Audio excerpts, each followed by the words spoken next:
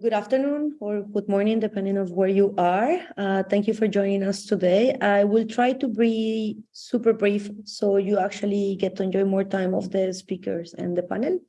As you heard, my name is Mariana. I'm the co-chair of the Social Impact and Sustainability Working Group of INATBA, and I'm also part of the Regulatory Affairs team of IOTA Foundation.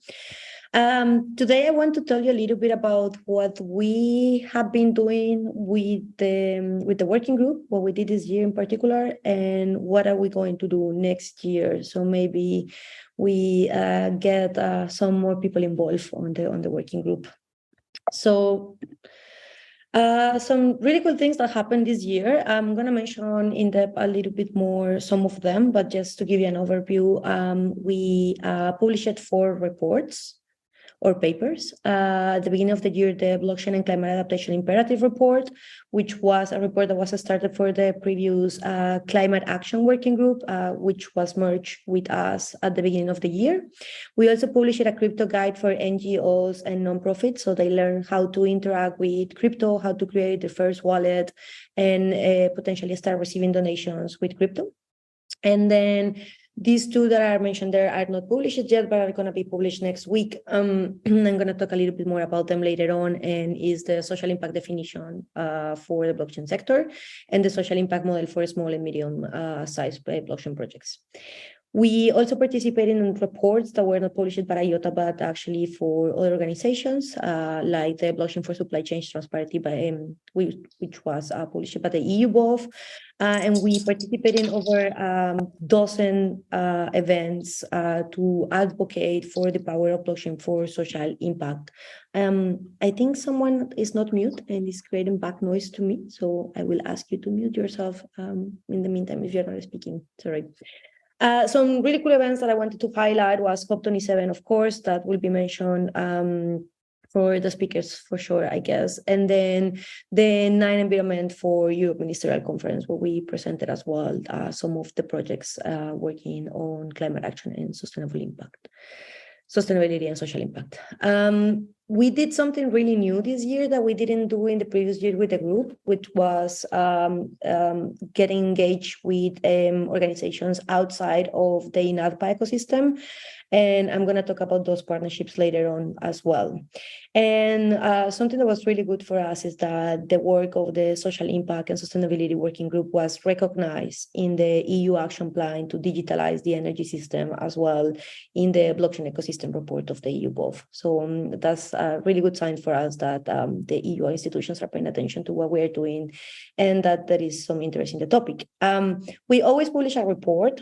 So if you want to hear more about like all the events that we attend, get access to all the links and everything, we will publish the report or the last week of December or really early January for everyone to take a look. Okay, so a little bit of what we did before. We started in 2019 with a mapping exercise of the blockchain ecosystem. We wanted to understand the projects that were there.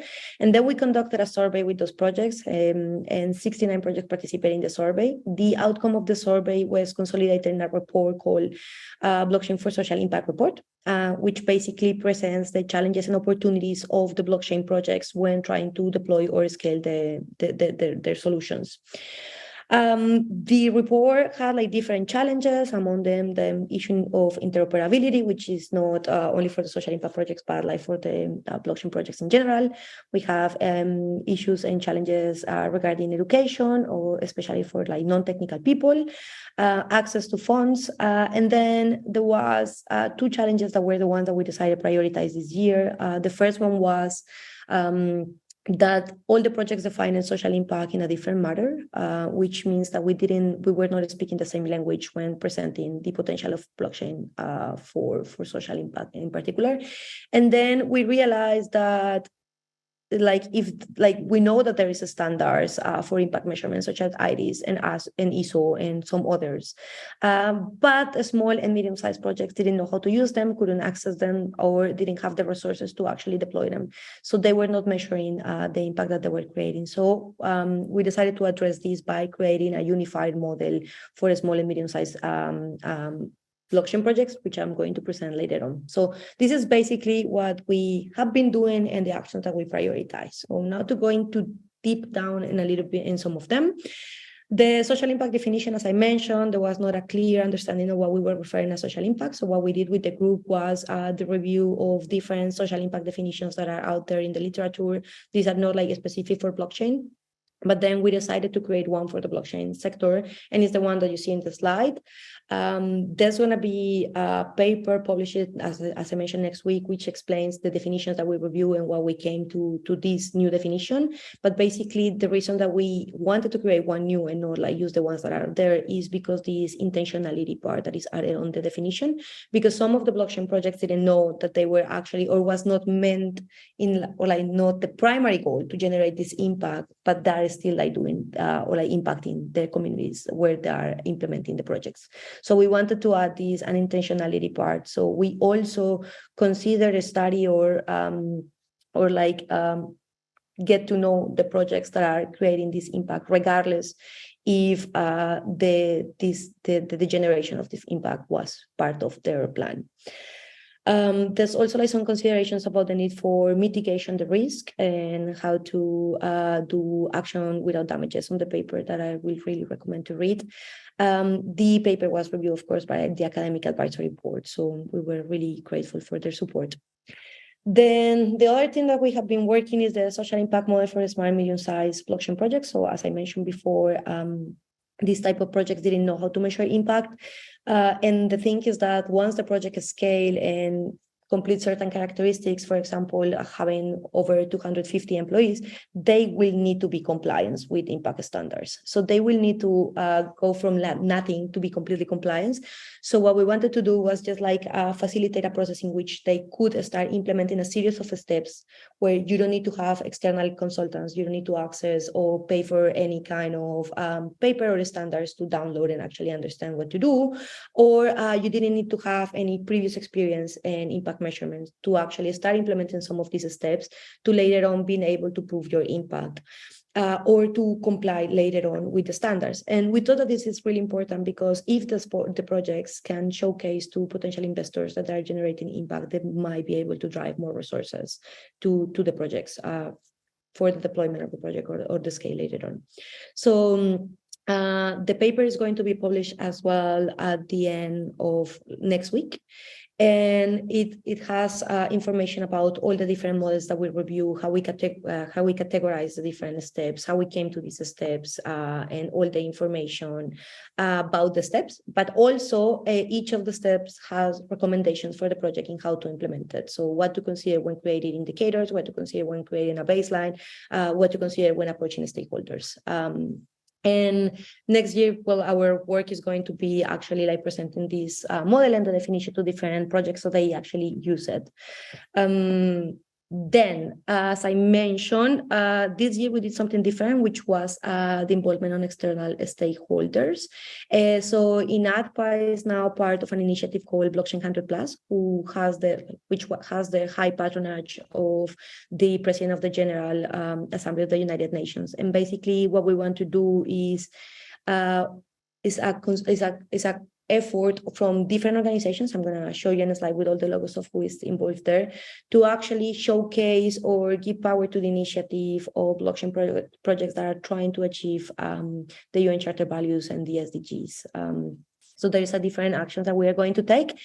This is earlier stage still. So we have been supporting some of the activities that we have been doing with the mapping exercise. I'm going to talk about that later on.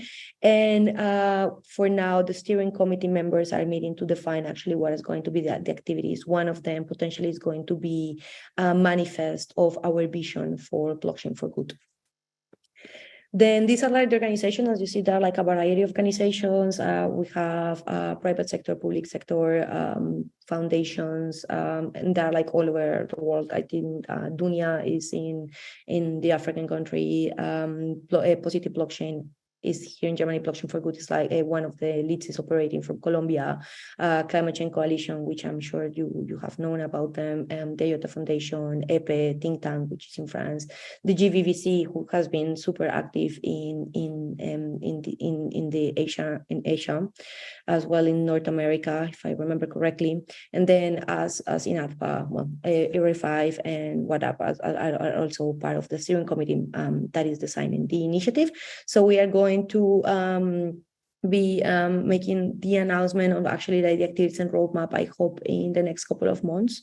And we are also looking for more support if someone wants to get involved and support the activities of the initiative. Then the mapping exercise is also a really good new thing that we are going to be doing, because it actually just goes from like this work on silos amongst different institutions to actually consolidate effort. So INATBA has been doing this mapping exercise since 2019, Positive Blockchain since 2017, and Blockchain for Good since 2018. So we all have our like database working and operating and isolated. So now we came together and we consolidate all the databases. We hope to have over 2,000 projects by the end of this year, and each project has 110 data points, which means we are not just collecting the information to have a really beautiful portfolio of projects with a really easy searching, so like people can go to the platform and find the projects by region or use cases, but we are also using this information for research. So Positive Blockchain and Blockchain for Good published a report early this week. 1 month ago, I think. Like, I'm really bad with the time right now. I have too much happening like lately.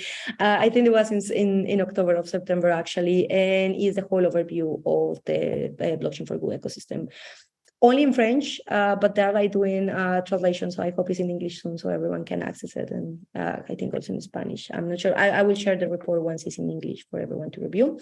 But this is an effort that we are going to keep doing. We are going to create a task force inside of the Social Impact Working Group that is going to support with the design of the platform to collaborate with the task force that the two organizations already have there to understand how we can present this better and make it more accessible, as well as how it should look like. And also with the data analysis, because it's really, really intense. Okay, so that was everything that we did until now. So for 2023, as we are always like trying to create like more collaborative environment and actually hear the voices of everyone in the INATBA ecosystem about what we should prioritize, we decided to conduct a survey to the INATBA members to ask them like what do they want to see and how do we like to see it in the Social Impact and Sustainability Working Group. We asked them which of the regulatory frameworks are they are interested the most for them, and this was like not only regulatory frameworks, we also added like some regulations and different kind of like documents there. And what it was interesting to see was just like most of the people was interested in the Agenda 2030 and the SDGs, which is basically what we have been working so far. So this is a good way of the community to say that we should keep doing this. Then about the topics, the ones that like got more interest is supply chain and sustainability, which we saw that coming because there has been a lot of interest on that in the reports. And then also impact measurement for blockchain, which was super interesting because we have not published the new model, but like now the model is coming, so it's going to address directly one of the things that INATBA members wanted to see on the group. And then we will have everything in regards to I cannot see it, challenges and opportunities of the project. So the idea is to keep studying how we can support the projects. Maybe some of the challenges that we didn't have time or capacity to address this year, we can bring them this year into the action that we will take. And how is like this question addressed the how the community will basically say that like they would like to see more actions of awareness raising about the power of blockchain for good, as well as bringing forward expertise and new frameworks that can support small and medium-sized projects, which is basically what we already have been doing. So we took this as a need for like keep pushing the action that we have been implementing so far. last but not least, I just wanted to express my gratitude. Yeah, express my gratitude is the right way to put it, to all the active members that we have in the group, because this work will not have been able to be what it is without them.